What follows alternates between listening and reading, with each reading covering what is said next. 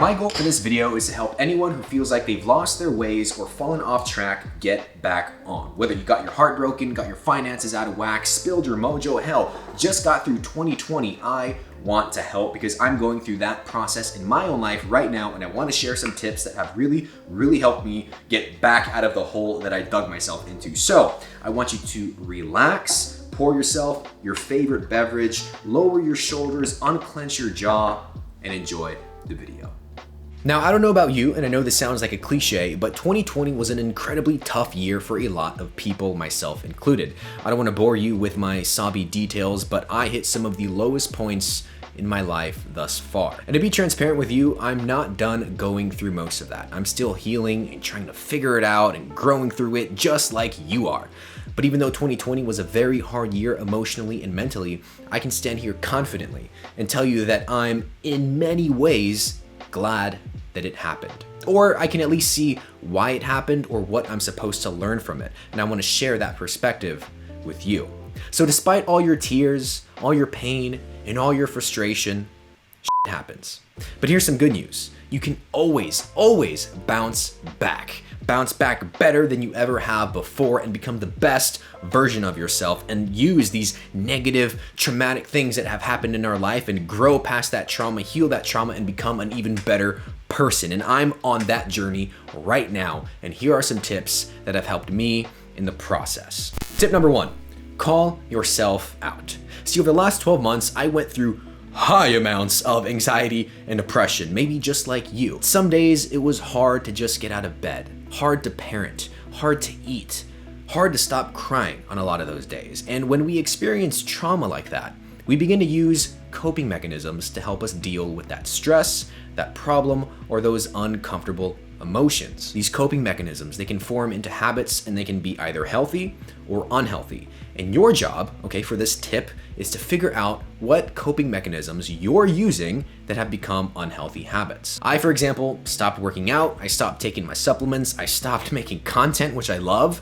unhealthy eating habits, I barely went outside, drank more alcohol than I ever have this year. I ignored many of my friends and my loved ones for no reason. And the list just goes on and on and on. And because of these things, my energy tanked, I felt older, my mood took a hit, my body changed, I saw myself starting to become someone that I didn't want to be. And the hardest part about going through something like that, if you've gone through it, is that you know it's happening. You know you're doing it to yourself, yet you still can't stop. It's like you have no control over it sometimes. But look, here's how this can be a positive thing. It's awareness and it's responsibility. See, whatever happened to you in your life, whatever traumatic event that happened to you is not your fault. Sure, maybe some actions that you did contributed to it, but you need to forgive yourself for whatever you did and realize that it's not your fault. But it is your responsibility to grow through that. It is your responsibility to get better. It is your responsibility right now on how you're gonna move forward. And if you're not willing to become aware of anything that you've been doing, any issues that you currently have, and you're not willing to take responsibility for your current actions now and how you move forward, then turn off this video because you're not willing to actually get better. And that might be a hard pill to swallow for some of you. But if that is you, you're willing to become aware of the things that you're currently doing right now that are not serving you, and you're willing to take responsibility, then fantastic. You are on a positive path towards growth, and we can move on to the second tip. Tip number 2, manage your self-talk as best as you can. See, this is very important because the story that we tell ourselves in our head about what has happened or what's going on dictates our feelings and our emotions, and our feelings and our emotions dictate our actions. So don't talk down on yourself. And I know that's easier said than done, but let me give you an example. Let's say you went through a really tough breakup, okay? You got your heart broken and it spiraled your life into a life of depression, feeling unworthy, low self-confidence, all those things that are associated with a breakup. The self-talk that most people gravitate towards usually sounds like this. I'm not a good person. I'm not good enough. I'm ugly. What did I do wrong? They were the only ones I wanted. I don't think I can ever be with someone else again. The pain hurts too much. I'll never get over this. My life won't be anything without them. I can't keep anything good in my life. Nothing good ever happens to me. I'm not worth it. People won't like me. Dating is hard. I must be perfect. I can't do it. And what happens as we begin repeating this negative self-talk to ourselves over and over again? We begin to believe it. Not only that, but we begin to feel it. Our emotions drop, happiness and self-confidence leave us, and it won't get us anywhere worth being. Instead, really try to affirm and tell yourself positive self-talk and positive affirmations on the situation.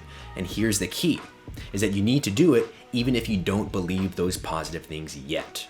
And this is hard, okay? It takes work. You have to be very conscious about it, but we have to change the story into one that serves us if we're gonna grow and get back on track. And I know this sounds cheesy and positive thinky, but it's not.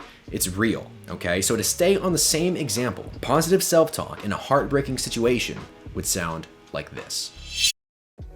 I forgive myself. I forgive my ex. I have power over my own life. My wounds are healing. I am deserving of love. I am releasing the past. There is something better waiting for me. I am whole on my own. I matter. I am excited about this new beginning. I am capable of loving again. It is getting easier day by day. I am enough. I have enough to offer. I'm becoming stronger from this. Now, this was an example of someone going through a heartbreak, but it can be applied to any and every situation regardless of the context. And honestly, which do you think will help you truly grow and become the best version of yourself? The negative self-talk or the positive? And now that's not to say that you need to suppress and ignore the negativity that you're feeling, not by any means. You have to sit with those emotions for a period of time. You have to feel those things. You have to let yourself cry, let yourself be hurt, mourn. You have to go through those negative emotions. That is part of the struggle. Just don't let yourself sit there for too long. A great and practical book that I've read on self-talk years ago that has really changed this for me is, I'll put the picture right here because it's on my bookshelf, but I don't remember the name even though I've read it twice, but it's at Self-Talk Mastery, I think. Either way, here's a picture of it. Link is in the description. Cheap book, really, really helpful. Tip number 3, socialize your struggle. See, when you suffer in silence, the suffering lasts longer. It really does help to express yourself and to express your emotions and to let them out, whatever you're going through. It helps process them and is a necessary part of healing. It can be with a therapist, which I've done. It can be with a friend, which I've done. It can be a form of art that you love, which is what I'm doing. You can write in a journal or on a piece of paper. You can write anonymous comments about what you're going through on the internet just to let it out. There's other methods as well, physically, through dance and movement. There are so many ways to express yourself and to get your emotions from here and from here out and into the world so that, and trust me, it really helps you process them. Just let your emotions out, whatever works for you. And just because I went through this one really quick doesn't mean it's any less important than the other ones. It's critical, it's crucial to your healing and your growing. You have to let those emotions out.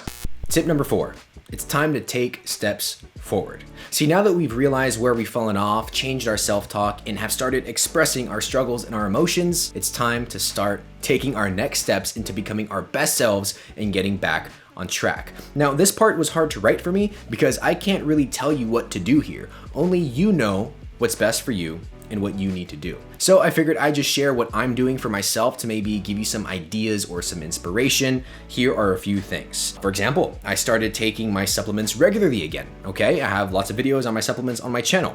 I'm making more home-cooked meals again, not just because it saves money from eating out all the time, but also you know what's going into your body, you know the ingredients that you're using, and those ingredients can help you feel better as a person over time. So that's something that I'm doing. I'm gonna be back to exercising again because I have not hit the gym since the end of February or March when all the gyms closed because of COVID. Another thing that I'm gonna be doing, a positive step forward, is making content again for myself and for you guys. I love doing this. I haven't done it in 7 months. Feels really good to be back. I have videos lined up, so get ready for that.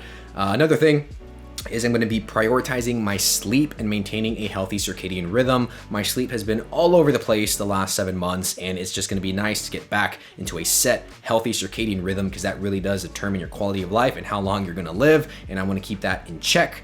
I'm also going to be picking up new hobbies. I just bought an electric bass guitar, a bass. I'm a big punk rock fan and I love rock and roll and metal. So I'm going to be learning a few of my favorite songs on there. And too much downtime is not good for you, especially when you're going through a time like this. So hobbies, picking up new hobbies is a great thing to do. And another thing that I'm going to be doing is spending more time outside, or at least going outside every morning to get some sunlight on my body, to get some fresh air, something I have not been doing regularly over the last 7 or 8 months. And yeah, so these are just starting points, okay? I'm not gonna start all of these things in one day. It's gonna be a process, but at least we have something to work towards. And most importantly, it's to get you to start taking action on creating a better life for yourself and starting fresh moving forward. Now, the last tip, and probably the most important one, embrace your time, okay?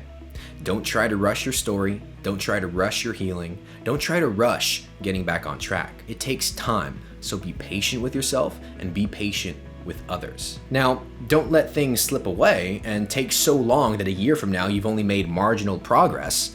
Progress is progress, yes, but I know my audience and I know who my videos attract. You are a badass, okay? So don't rush things and expect things to get better overnight, but at the same time, keep yourself accountable and make sure that you're putting in the work every single day. Some days will be easier than others, and some days will be hard as hell, but just remember that that is part of your story. So stick around, okay? You're a good person, you have the right intentions, and things will get better. You'll be back on track in no time.